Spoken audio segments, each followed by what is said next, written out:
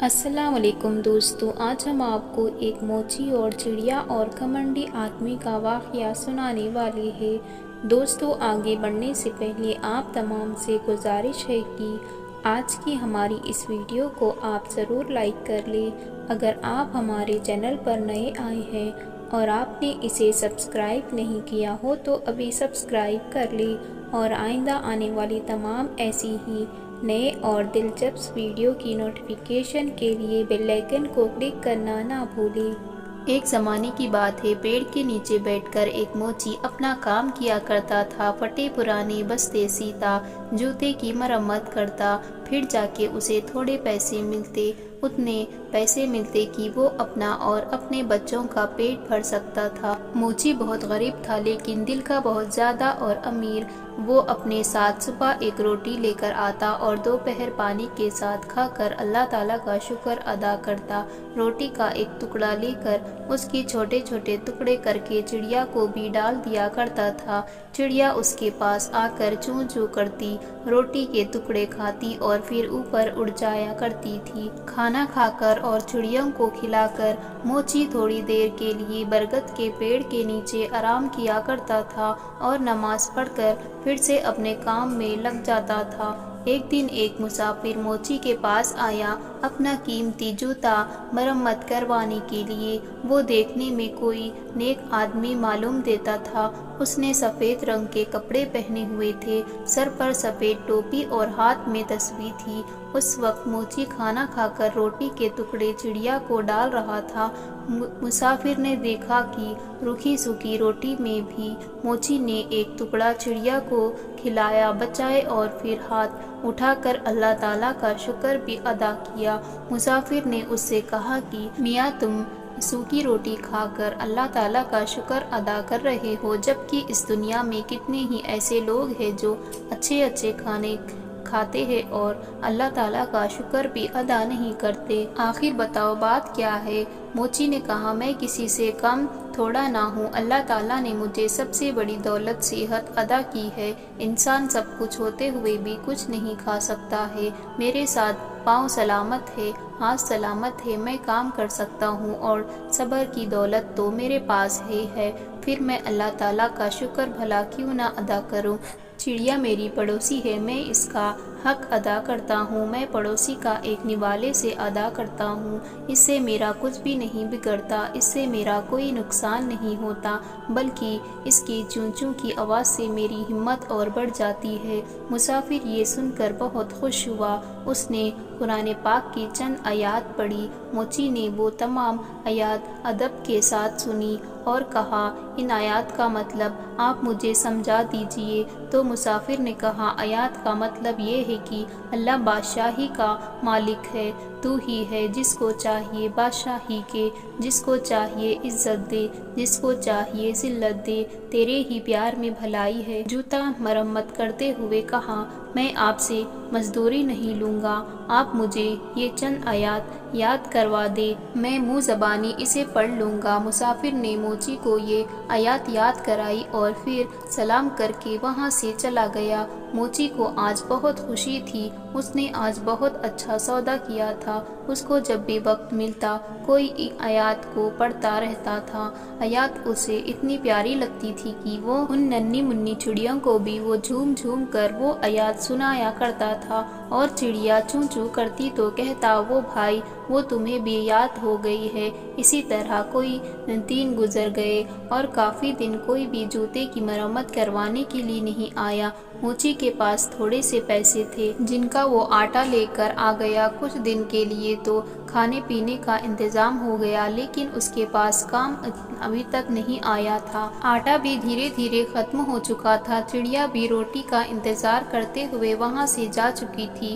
موچی نے کئی دفعے اٹھ کر پانی پیا، اسے بھوک لگ رہی تھی، ساتھ میں اس نے اپنی بیوی اور بچوں کی بھی بہت فکر ہو رہی تھی۔ شام کو تھکا ہارا وہ گھر واپس آیا۔ گھر میں اناج کا ایک دانہ بھی موجود نہیں تھا۔ آخر کار سب لوگ بھوکے پیٹ سو گئے۔ اس حالت میں 2 دن اور گزر گئے۔ پانی کے سوا اس کے پیٹ میں کچھ بھی نہیں تھا۔ گھر والے بھوک کی وجہ سے اب نکل ہو چکے تھے۔ گھر میں کوئی ایسی چیز موجود نہیں تھی جسے بیچ کر عطا یا کھانے پینے کی کوئی چیز لائے۔ موچی کی بیوی رونے لگی اور بولی، یا اللہ، میرے بچے بھوک سے مر جائیں گے۔ 4 دن سے ان کے پیٹ میں ایک بھی دانہ نہیں ہے۔ ان بچوں کا بھلا کیا قصور ہے؟ سامنے والے گھر میں آج دعوت ہے، باہر دیگ پک رہی ہے، تم پڑوسی کے یہاں سے تھوڑا سا کھانا یا کچھ پیسے مانگ کر لے آؤ تاکہ بچوں کا پیٹ بھر جائے۔ موچی اداس بیٹھا تھا۔ وہ کہنے لگا، نہیں، ایک وقت سامنے والا پڑوسی بڑا گھمنڈی ہے، بے حد مغرور ہے۔ میں کسی انسان کا احسان نہیں لینا چاہتا ہوں، مگر ان بچوں کی حالت بھی مجھ سے نہیں دیکھی جا رہی ہے۔ مجھے پڑوسی سے کوئی امید تو نہیں، لیکن پھر بھی اگر تم کہے تو لو، میں چلا جاتا ہوں، شاید اللہ تعالیٰ اس کے دل میں ہماری خاطر رحم ڈال دے۔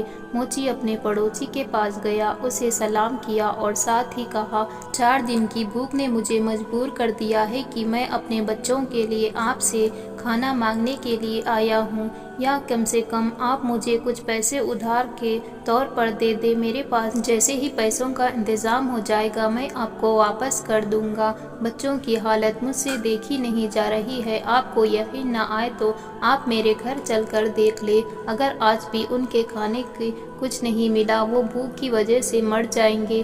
یہ سنتے ہی پڑوسی نے ہنستے ہوئے کہا، اچھا تو بڑا چالاک ہے۔ گھر کے باہر دیگ پک ہی رہی تھی کہ تو مانگ کر کھانے کے لیے آ گیا ہے۔ ارے تو محنت کر، پیسے کما، بہت مشکل کام ہے، میں بہت محنت کی ہے تب کہیں جا کر یہ میں گھر بنایا ہوں۔ تو جیسے مفت خوروں پر اپنے پیسوں کو میں ضائع نہیں کرتا، چل بھاگ جا یہاں سے۔ یہ ساری باتیں سن کر بھی موچی بیچارہ چپ چاپ وہاں خاموش کھڑا رہا۔ پڑوسی نے اپنے نوکر کو آواز دے کر کہا، ارے ذرا اس کو یہاں، موچی کو یہاں سے دھکا دے کر گھر سے باہر تو نکالو، میرا پیسہ کوئی حرام کا نہیں ہے جو میں ان پر ضائع کروں۔ جبراً گھر سے باہر نکال دیا۔ موچی میں اتنی طاقت نہیں تھی کہ وہ ان کا مقابلہ کر سکتا۔ دھکے کھا کر وہ نیچے گر پڑا۔ نیچے پڑے پتھر سے اس کی پیشانی ٹکرائی اور پھر خون بہنے لگا۔ جیسے تیسے کر کے موچی اٹھا، اپنی پیشانی پر ہاتھ رکھا اور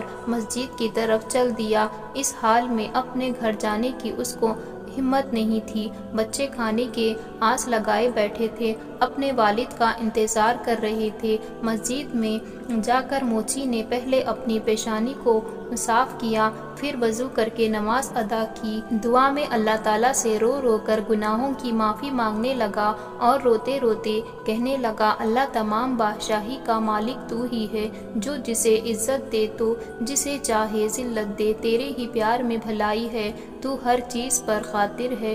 وہ موچی بیچارہ روتا جا رہا تھا۔ اتنے میں مسجد میں ایک آدمی آیا۔ اس نے موچی کی زبان سے ان الفاظوں کو سنا، اس کے دل پر بہت گہرا اثر ہوا۔ اس نے وضو کر کے نماز ادا کی، پھر موچی کو آ کر سلام کیا اور کہا، میں تاجر ہوں، اپنا سامان لے کر اس شہر میں آیا ہوا ہوں، آتے ہی مجھ پر اتنی بڑی مصیبتیں ٹوٹ پڑی ہے، میرا وفادار ساتھی مر گیا، اب مجھے ایک ملازم کی ضرورت ہے، تم بھی اللہ کے گھر میں ہو اور میں بھی اللہ کے گھر میں ہوں، اگر تم میرے ساتھ کام کرو تو میں وعدہ کرتا ہوں میں تمہیں تمہارا پورا حق دوں گا، اور تم بھی وعدہ کرو کہ تم وفاداری کے ساتھ، ایمانداری کے ساتھ کام کرو گے۔ یہ سن کر موچی نے اللہ تعالیٰ کا شکر ادا کیا، کیونکہ اللہ تعالیٰ نے اس کی دعا کو سن لیا تھا۔ اس شخص نے موچی کو کچھ پیسے دیے۔ موچی نے اس سے کھانے پینے کی چیزیں خریدی، گھر لے کر آیا، سب نے ساتھ مل کر کھانا کھایا۔ موچی نے تاجر کے ساتھ مل کر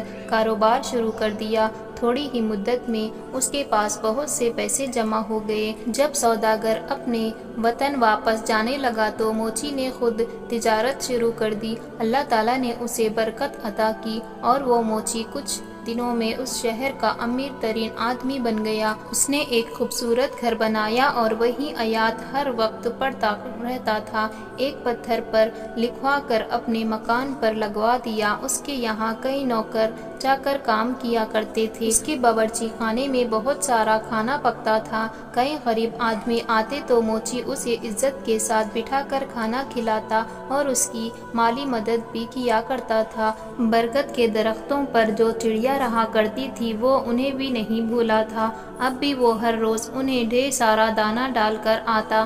ایک دفعہ سردی کا موسم تھا، بارش ہو رہی تھی، تبھی دروازے پر کسی نے دستک دی۔ نوکر نے دروازہ کھولا تو ایک آدمی پھٹے پرانے کپڑے میں دروازے پر کھڑا تھا۔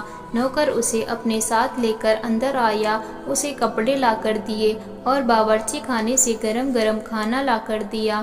اس آدمی کی حالت دیکھ کر نوکر رونے لگا۔ اتفاق سے موچی اس وقت جاگ رہا تھا۔ اس نے نوکر کو اٹھا ہوا دیکھ کر پوچھا، کیا بات ہے؟ اس نے کہا، حضور، آپ کے دروازے پر جو آیات لکھی ہے اس کا مطلب آج مجھے سمجھ میں آیا ہے۔ ابھی جو فقیر آیا تھا چند سال پہلے بڑا امیر آدمی ہوا کرتا تھا، اس کا بڑا مقام تھا، اس کے پاس بہت سی دولت تھی، مگر یہ شخص لوگوں کو حقیر جان کر انہیں ذلیل کیا کرتا تھا، کسی کو صدقہ خیرات بالکل بھی نہیں کیا کرتا تھا، اور آج اللہ تعالیٰ نے اسے کچھ فقیر بنا کر یہاں بھیجا ہے۔ میں اس کے گھر میں کبھی ملازم ہوا کرتا تھا۔ ایک بار میرا بچہ بہت بیمار پڑ گیا، میں نے اس سے کچھ روپے قرض کے طور پر مانگی تو تاکہ میں اپنے بچوں کا علاج کر سکوں، لیکن اس نے مجھے گھر سے دھکے دے کر باہر نکال دیا تھا اور میرا بچہ علاج نہ مل پانے کی وجہ سے مر چکا تھا، اور آج اسے اس حال میں دیکھ کر مجھے رونا آ گیا۔ اللہ تعالیٰ ہر چیز پر قادر ہے، عزت اور جنت اسی کے دوست